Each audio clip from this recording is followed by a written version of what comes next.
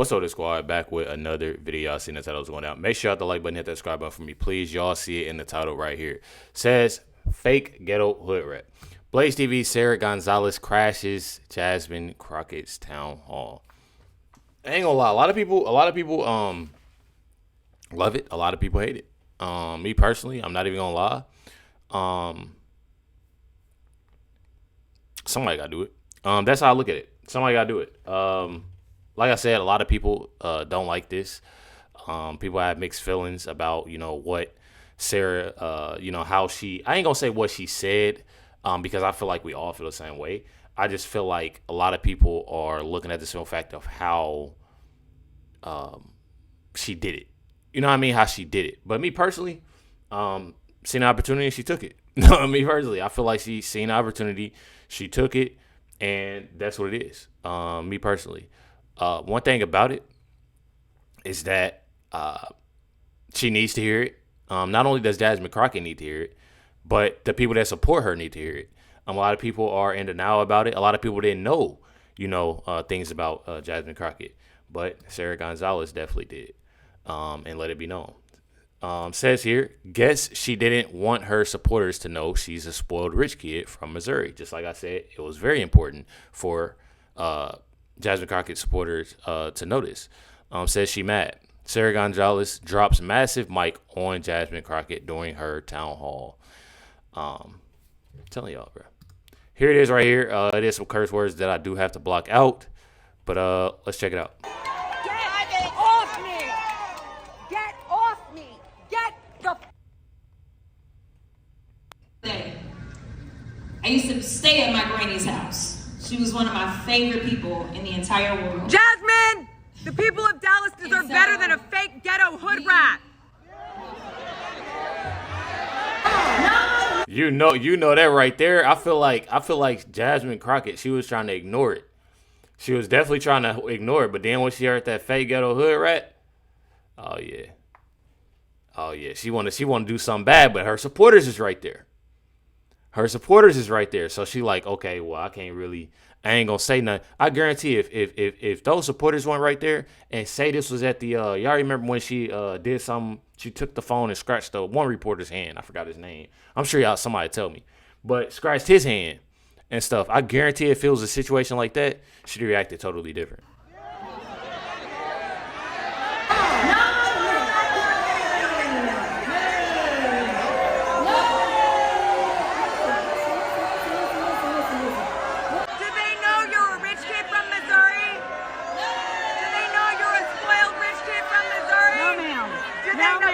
No, ma'am. Don't touch me. Get your out here. Get your hand. That right there. That lady that's in her face, she's not security. She's not security at all. And I get tired of people like this. Don't matter the race, don't matter the color. I get tired of people like this. Move around. Don't touch me. No, ma'am. Don't touch me. Get her off me. Get off me. Get out. Get off me. I'm on. Get her off me first. All right. Get her off me first. Yes, she is. I'm standing still. See, that's kind of lame, though. He's saying that she's not touching you, but that lady is clearly touching her. And that's corny to me. I don't People like know that. you're a spoiled rich kid from Missouri. Get it! Get it! Get it! That's wild, bro. Get off me! Get off me! My thing is that you literally have a grown man, bro. You got a grown man, bro, yelling at the top of his lungs to a smaller woman, all because she called out Jasmine Crockett. I could honestly see if she was in there swinging, or you know what I'm saying, like really in there doing the most, throwing hands, doing this, doing that. I could see, somebody yelling at her just because said something to Jasmine Crockett. Mind you, people are literally supporting Jasmine Crockett, and she has done nothing for the community, bro. She has done nothing but dislike Trump and bash Trump on the internet. That's it. And you got a grown man yelling in a woman's face. Unnecessary. Get off me! Get off me! Get the...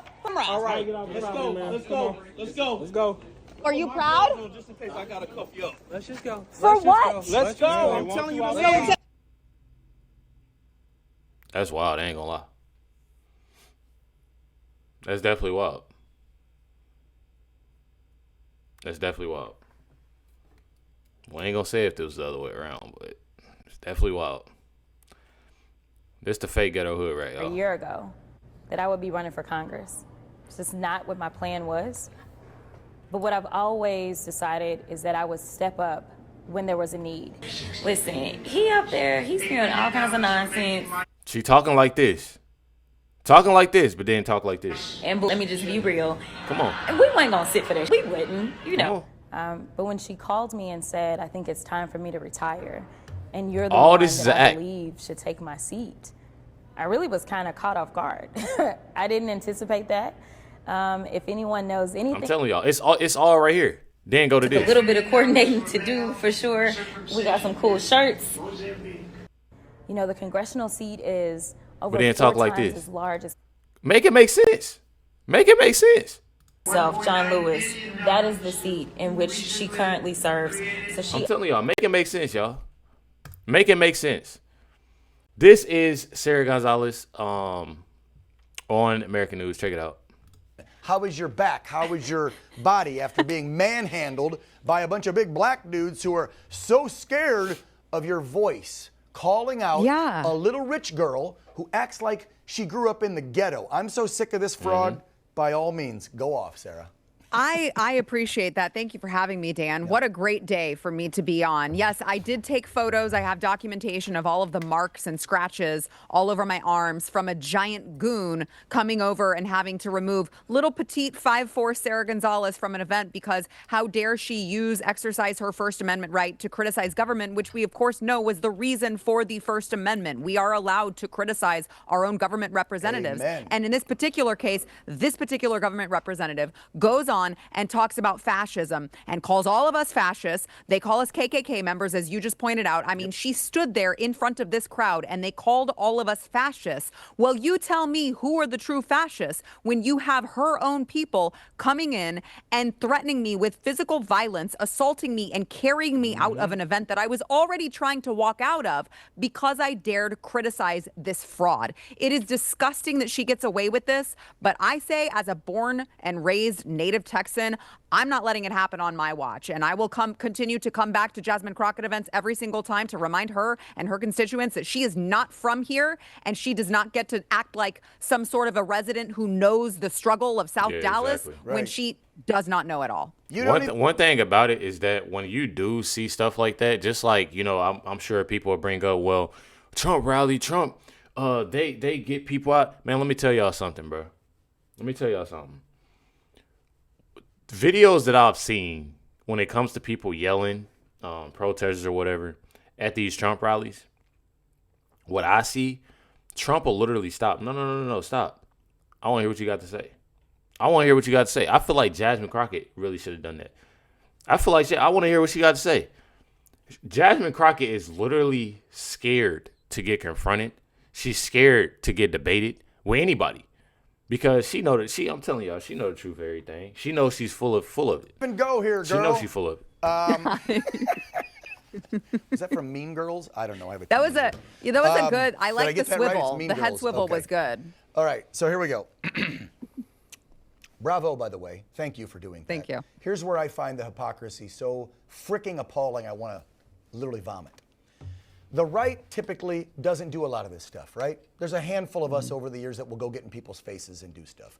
It's the left that prides themselves on going to events and doing this crap or illegally protesting in the streets, stopping commerce, hurting people, you know, pushing on cars, physically assault. They've been doing this wild BS for years. Now we got a few folks like you and Benny Johnson and James O'Keefe and Scotty Lebedo that will go out and get in front of people's faces and call them. And whoa, do they lose their crap. I'm telling y'all, I feel like it's important. I definitely feel like it's important. One thing about it. And then you can definitely tell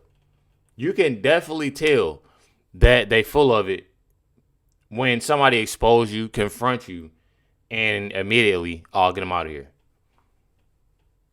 Nah, say something. Say something, Jasmine. Say something. I'm telling y'all. Here it is. This is from another angle. It's from another angle, I think. Y'all see Sarah right here.